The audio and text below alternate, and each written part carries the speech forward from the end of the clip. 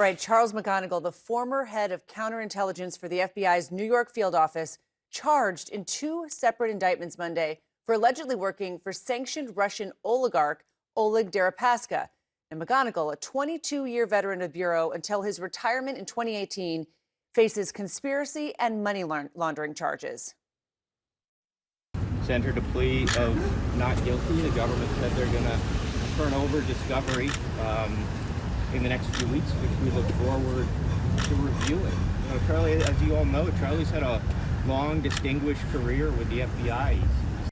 All right, let's bring in Robert Sanders, National Security Associate Professor at the University of New Haven. So nice to see you this morning.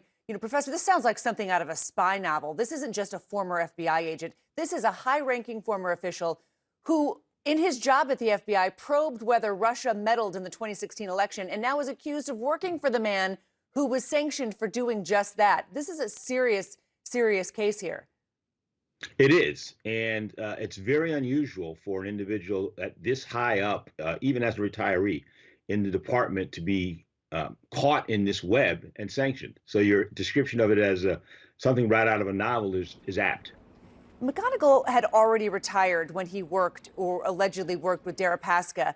So what violations could McGonigal have made against, I guess, post-government employment restrictions? And how concerning is this, you think?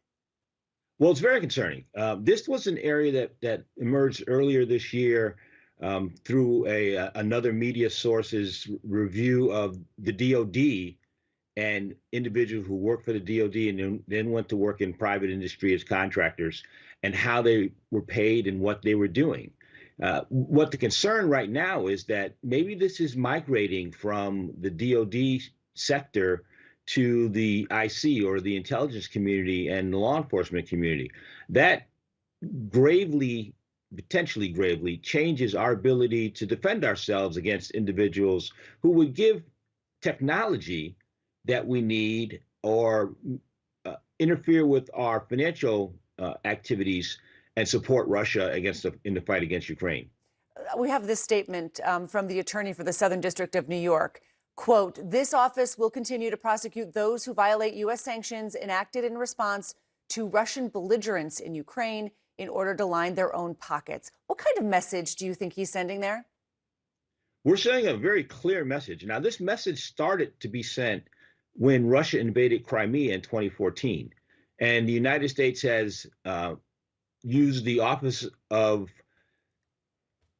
Foreign Assets Control and the Export Controls Reform Act and the International Emergency Powers Act, which is a criminal sanctioning act under U.S. Code, to stop these individuals. In fact, in April of this past year, an individual was sentenced to 62 months for violations of these acts in prison. What does this case tell you about, I guess, the Russian influence orbit and efforts in its influence and disinformation campaign in U.S. politics and in the U.S., honestly, political infrastructure? Well, this takes us right back to what Attorney General appointee Mullen was doing when he first looked at Russian influence in our elections. We go all the way back to 2016, but we can now look in 2014 and think, wow, Russian activity around Crimea and our actions to try to stop that are still ongoing. They need to still be ongoing, and that things orbiting around the former President Trump appear to be problematic as they relate to Russia and Russians' inactivities and influences in the United States, politically, financially, technology-wise, and others. Professor Robert Sanders, so nice to see you and walk us through that this morning. Thank you very much. We'll continue to follow that story.